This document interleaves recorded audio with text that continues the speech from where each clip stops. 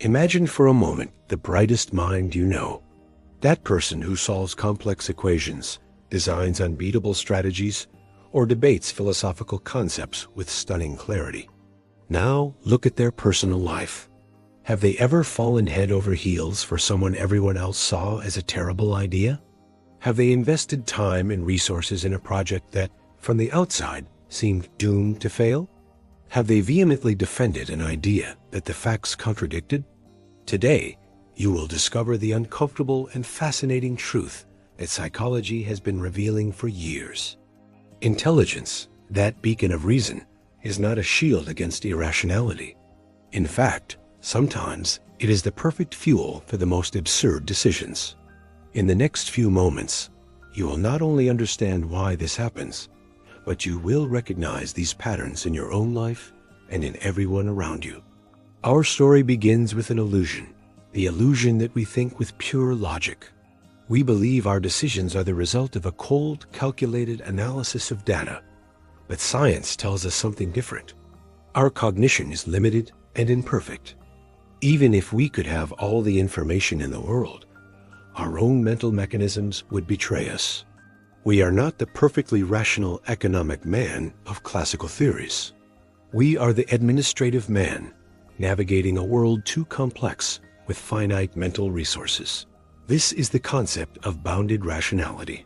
Faced with an ocean of data and infinite possibilities, our brain does not seek the optimal, perfect solution. It seeks one that is good enough, one that satisfies our immediate needs without impossible cognitive strain. An everyday example?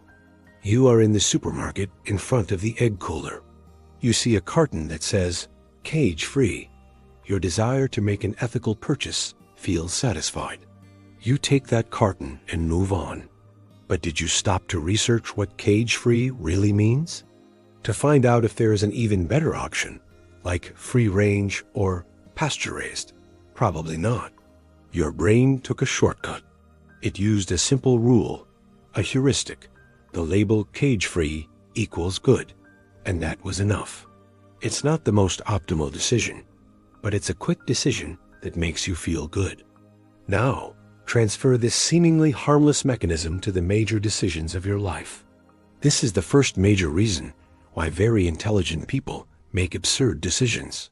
Their processing power may be high, but it is confined within the same limits as everyone else's. And often, their confidence in that power makes them more vulnerable to their own biases. One of the most powerful and self-destructive is rationalization. It is the art of deceiving ourselves with arguments that sound logical, but only serve to justify an emotional choice we have already made. Think of that brilliant friend who, after leaving a toxic relationship with a manipulative person, meets someone new. Everyone around them sees the same red flags, the same behavioral patterns. Their own father says, "I'm surprised how similar she is to your ex." And what is the response of your friend, the intelligent, analytical one? No, not at all. She's completely different. They build a castle of arguments to explain why this time is different. They rationalize. And the pattern, like an invisible magnet, repeats. The story ends the same. Why? Because the initial decision was not born from analysis. It was born from an attraction, from an emotional need that their mind later dressed in logical garments. And here we come to a deeply controversial element. What if I told you that, deep down, all our important decisions are emotional? Studies indicate that approximately 2 out of every 3 crucial decisions are based on emotional factors. Reason comes afterward, like an internal lawyer, to defend the verdict that the heart, or fear, or desire has already issued. The emotional brain acts as a quick trigger, a survival system. Thanks to it, we swerve to avoid a car on the road before the rational part finishes calculating the trajectory. But that same system, when applied to choosing a partner, an investment, or a life path, can be catastrophic. Rational intelligence and emotional intelligence are 2 distinct forces. One thinks, the other feels. And for a long time, we glorified the former and underestimated the latter, It was believed that success depended almost exclusively on IQ. Today, we know it's the opposite. While IQ contributes between 10% and 20% to professional success, the rest, 80%, depends on emotional intelligence. What does this mean? That you can be a genius at solving abstract problems and a disaster at managing your own impulses, frustrations, or empathy. The person who cannot modulate their anger or overcome their fear will have enormous difficulty progressing, no matter how brilliant they are. This leads us to the second major scenario for absurd decisions: the social world. Very intelligent people can fall into the trap of believing their individual judgment is infallible, or, ironically, into the completely opposite trap, yielding to group pressure. Group pressure bias is a classic. All my friends say they are the perfect person for me. That phrase has sealed the fate of many relationships.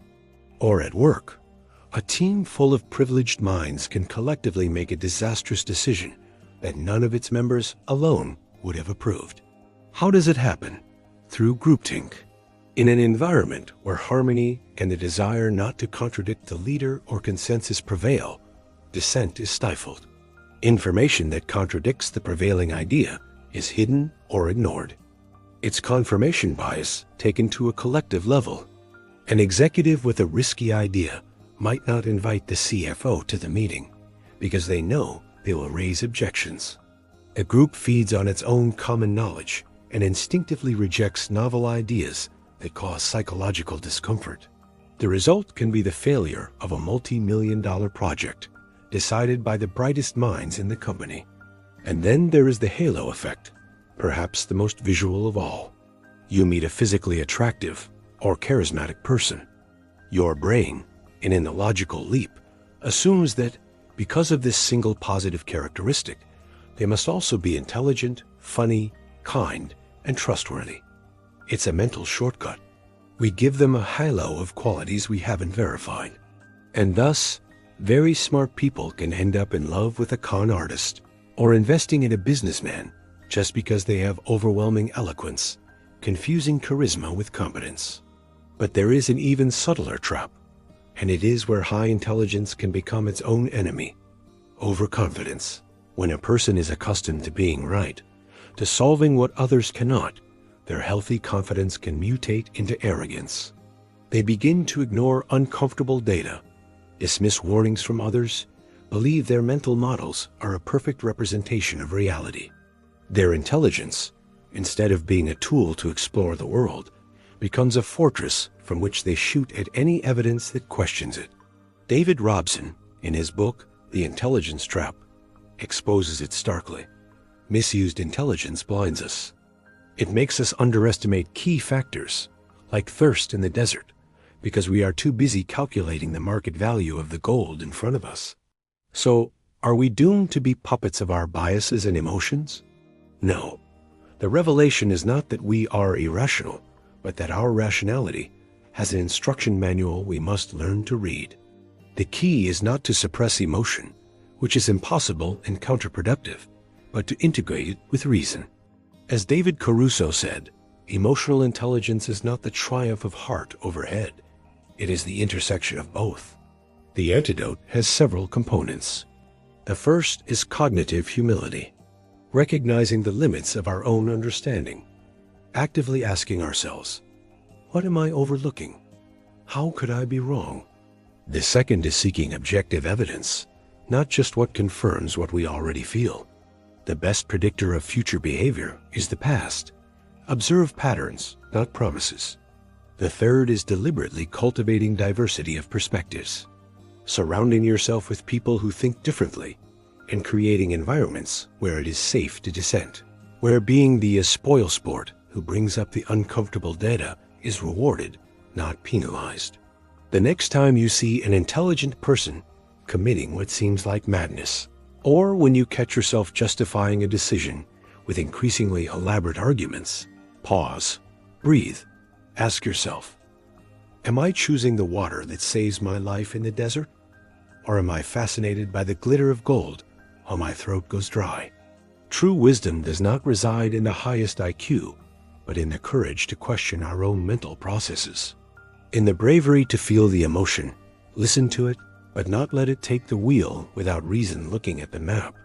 That balance is the superpower no one taught us. And now, this is your turn. Reflection is built in community. In the comments, I want you to tell me, what is the most absurd decision you've ever seen someone you consider very intelligent make? Or, with total honesty, when did your own intelligence set a trap for you? Leave it below. Every story helps us all understand ourselves a little better. If this journey into the mind has made you reflect, give it a like so YouTube understands you want more content like this. Subscribe to Psychology and Curiosities and hit the bell, because every week we unravel the mysteries of human behavior together. Curiosity is the first step to making better decisions. See you in the next video.